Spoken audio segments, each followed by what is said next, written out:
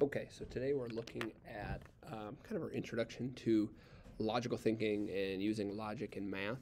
I think this is a good topic mainly because it's something that's transferable to any aspect of life, basically, because we deal with logic all the time. We're always taking in information, trying to discern what's true or what's not based on prior information.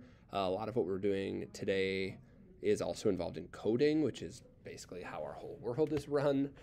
So yes, there's a mathematical component to this, but there's also just a human-to-human contact, reading information component to this. But today we're going to focus on the mathy side of logic, statements, and negating it, and particularly with a focus on some of the symbols we're going to use to communicate this. So a statement in math is just a complete sentence that asserts a claim. It's either true or false. It's not both at the same time. It also would not be an opinion. It also would not be like a question. So here are a couple examples of statements. The car is blue and the cat is black. That could be true, could not be true, but those are just objective statements. The first even number is 2. That is a statement. It's actually a true statement. But there's also false statements, and that's okay. You could say, Mr. Johnson has a cat. That is false, but it's still a statement. You're still stating a claim. And when we say stating a claim, we mean as true or false, not an opinion. So let's look at, a paradox is a sentence that contradicts itself, or just a situation that contradicts itself. So you can't say whether it's true or false. You have somewhat of a circular argument a lot of times. We'll look at that on the next page. And a paradox is never a mathematical statement. So determine if these are statements. It is raining outside. That's a statement. It's a statement of something happening. Beaches are the most beautiful place to vacation. Let you think about it. This is not a statement because it's an opinion. You can't really prove that or say that that's true or false. Today is Monday. Yes, that is a statement. Today is Monday and tomorrow is Friday. Well, that's a statement, but it's going to be contradicting itself because if the first part's true, the next part's going to be false. So this is actually not a statement because it doesn't hold a single truth value. Because today could maybe not be Monday, but it could be Friday. So the whole statement might not be true. I lie all the time. That's a great example of a paradox because if that was true, then you would actually be telling the truth by saying that. But if it's false, then you're also telling the truth there. So it's just a confusing situation where you're somewhat circularly arguing your whole way around. So that's a paradox. You can try this on your own. Write down 2 statements of your own, one that's always true and one that's always false. I'll let you think of one. I'll say Mr. Johnson drives a Corolla. That's true. False is I have a sister. That's false. I don't have any sisters. 2 brothers. The negation of a statement is the logical opposite of the statement, or just completely denying or saying everything but that thing. We've seen this with our sets. You also saw this with geometry when we did our little logic unit with geometry and proof. Some of you have somewhat blocked that out of your mind, but we did this. So think of it like opposite, but it's more specifically everything except the thing you're talking about. So the negation of the statement 5 is a prime number is 5 is not a prime number. My favorite example for this is if the statement is it is raining, the negation of that is not it's sunny. The negation is it's not raining because it could be cloudy, it could be snowing, it could be hailing, etc. So in general, just always put not in front of it. Our symbol for not is this little squiggly. If you're typing it out, it's the number next, or the button next to the number 1 on your keyboard, a little shift squiggly. That just means not that statement. So if you have a statement where you have something like all are, if you want to negate that, you'd have to say not all of them are, or some are not the thing, or at least one is not.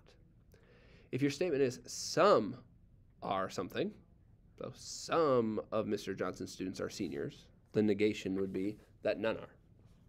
If your statement is some are not, the negation of that would be everybody. So all are. And then the negation of none are is there's at least one that is, or at least one thing that is. So if we said none of Mr. Johnson's students are 7th graders, the negation would be there's at least one 7th grader, because that's the logical opposite of saying there are no 7th graders in his class. So if we were to negate the following statements, Melanie is wearing a red raincoat, you would say Melanie is not wearing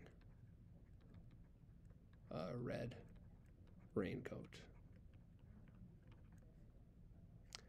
To negate something that's already negated, you just do the opposite. So you'd say the door is open.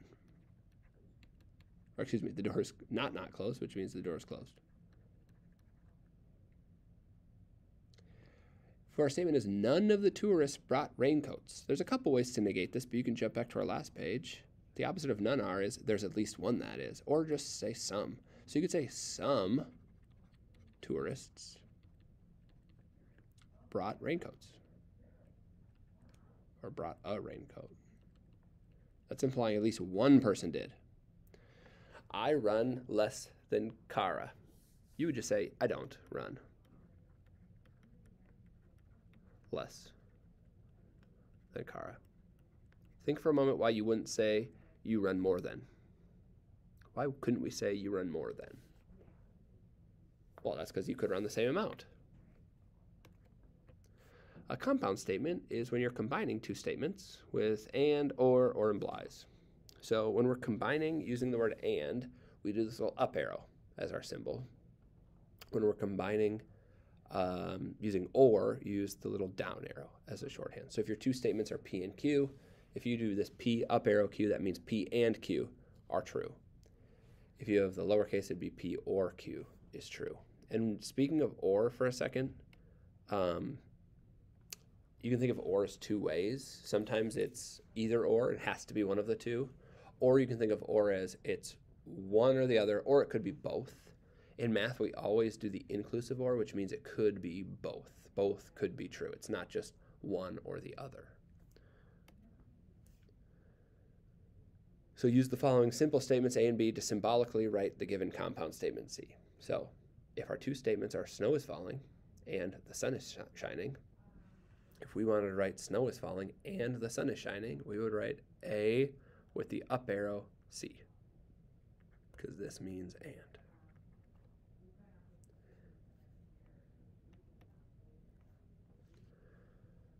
Let's try this. He will go to the movies tonight. He will stay home to give the dog a bath tonight. If we wanted to say he will go to the movies tonight or he will stay home to give the dog a bath tonight, you would say P or Q. The lowercase arrow, or the down arrow, sorry, means or.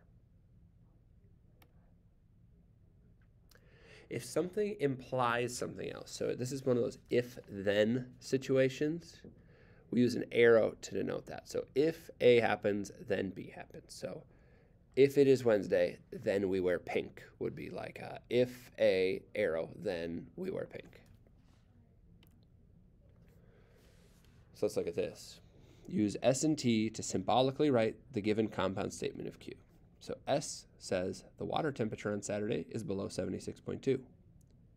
T says you're allowed to wear a wetsuit in the triathlon. And our new statement we're trying to say is if the water temperature on Saturday is below 76.2, then you're allowed to wear a wetsuit in the triathlon. Well, the only way you're allowed to say anything about wearing a wetsuit is if you have the condition of the correct water temperature. So S is needed first, and that implies T. A lot of times you'll see this double arrow, but just an arrow is good enough for me. So if S, that implies that T is true, or T is happening, based on that statement. All right, we only have a little bit more to do. Just a breakdown of our four symbols. You're going to see this in the homework. The up arrow is and, the down arrow is or, the little squiggly means not, and the arrow means implies. So if then. So let's write the following statements using our symbols. So if our three statements are I'm hungry, I'm tired, I'm in college.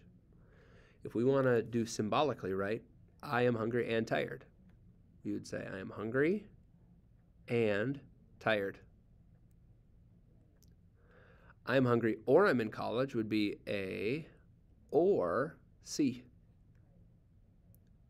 And then finally, if you wanted to combine a couple things, is I am tired and not in college. Well, I'm tired is B, and is the up arrow. And then to say you're not in college, you would do the little squiggly with a C. That's saying B and not C. And that wraps us up. It's a lot to take in. Fun part is we didn't do really any numbers today. It's more just the logical thinking. What the main focus was is what's a statement, and then being able to know those symbols. So that'll wrap us up for today.